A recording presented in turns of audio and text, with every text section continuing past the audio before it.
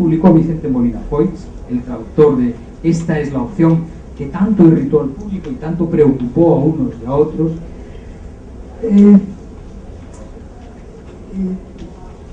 Él hace un estudio y desde luego les voy a leer el estudio y les voy a preguntar después qué es lo que piensan, qué es lo que piensan ustedes, porque obviamente me apresuro a decir que yo no tengo ninguna receta en traducción y que por supuesto en muchísimas ocasiones lo que al traductor le gustaría era no tener que verse obligado a tomar una decisión. Y lamentablemente en un altísimo porcentaje de ocasiones lo que tiene que hacer es tomar una decisión y eliminar otras que a lo mejor no serían tan malas. Pero este artículo que publica el 5 del 9 de 1990, estamos hablando ya de hace 20 años, cuando se estrena esa versión,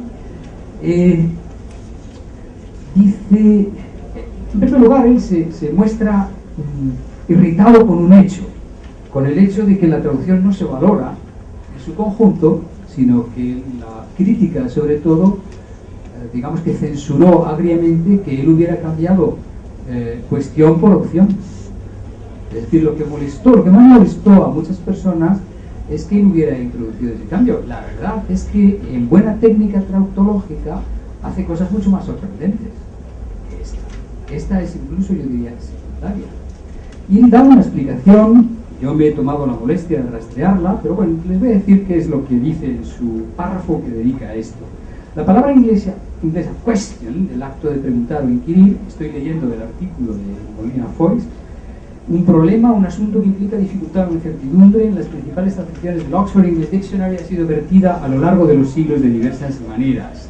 Ciñéndonos a los traductores castellanos, y como está en las hojas que tienen a su disposición, pueden comprobarlo, citaré como ejemplo algunas. Cuestión, Moratín, Duero, Valverde. Grande duda, Blanco White.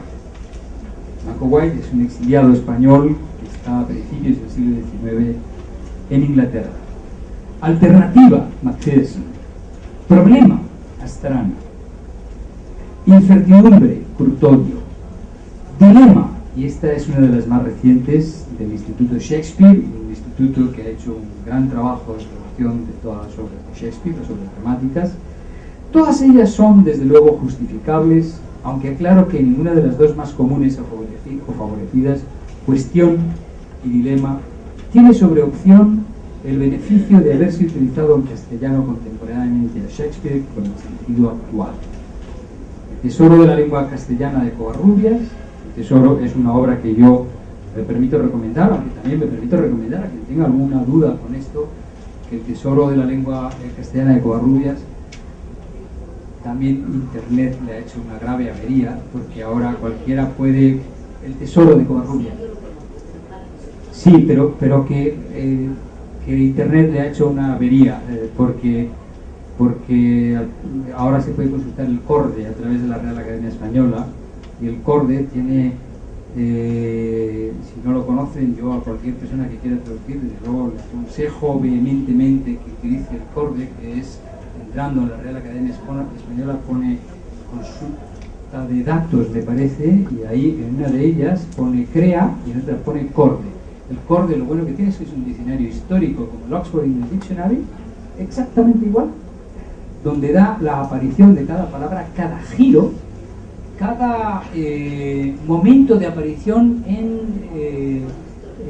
es histórico, cada momento de aparición impresa de cada vocablo, de manera que si alguien desea tener un conocimiento porque quiere en algún momento saber si una expresión se había naturalizado ya en tal o en cual época, o desea conocer si en tal o cual época una palabra se utilizaba con la acepción que comúnmente se da en los diccionarios, no tiene nada más que acudir al CORDE, donde tiene absolutamente toda la documentación. De manera que pobre Covarrubias es muy útil y es muy divertido, por cierto. Bueno, a veces los que hacen diccionarios son personas muy divertidas, pero yo creo que ya el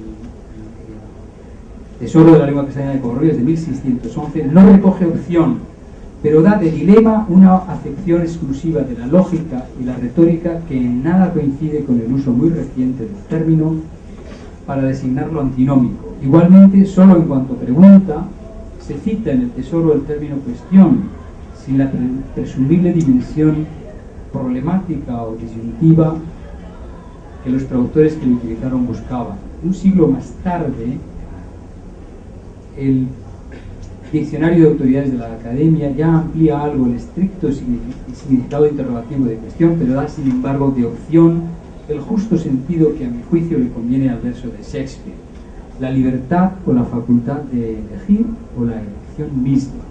Este sentido, también adoptado como principal por los diccionarios de la RAE, Casares y Moliner, es el que yo aplico a mi traducción, y no el vulgar y hoy muy extendido incluso por escrito, confunde opción con posibilidad. Desde luego, a mí me parece que el argumento es irreprochable, es decir, que él evidentemente quiere mantener una cosa respecto de la cual lo único que podremos decir es que se le podría contraargumentar sencillamente. Yo sí me detuve en algún momento, no voy a repetirles lo que se puede averiguar yo en esa pequeña investigación, pero lo mismo que se puede decir a favor de opción también se podría decir en contra, es decir, que no hay nada más que el buen gusto de la persona que pueda traducir para decir cuestión o opción en este caso. Sin embargo, Vicente Molina Foix consiguió algo. Consiguió que las personas que asistían a esa representación de Hamlet por primera vez establecieran una distancia entre lo que estaban escuchando y el texto original que se supone que sustentaba aquella traducción. Y consiguió que ciertamente nosotros pensáramos de repente que una obra que habíamos considerado que era parte de nuestra tradición, de repente empezáramos a verla de una manera diferente.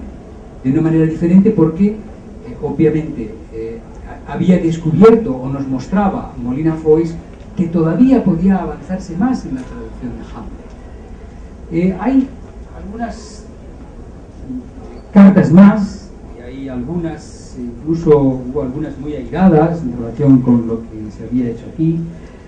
Por supuesto, hay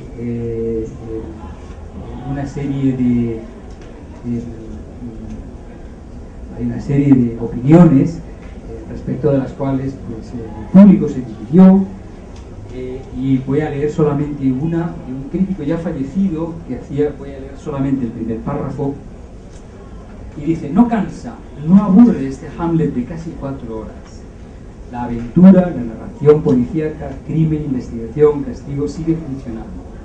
El director, José Carlos Plaza, la cuenta muy bien en el escenario. Está además la curiosidad, el interés por ver qué soluciones nuevas justifican si hace falta la reposición.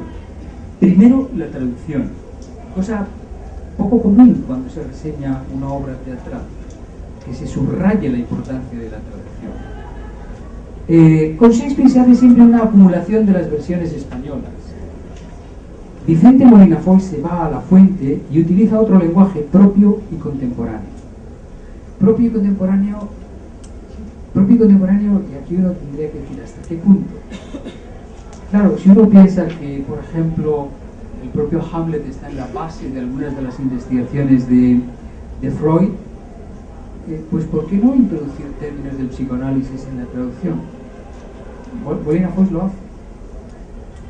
¿Es lícito o no es lícito? ¿Es lícito utilizar un vocabulario que no podía ser conocido en el momento en el que se escribe la obra? Es lenguaje propio y contemporáneo.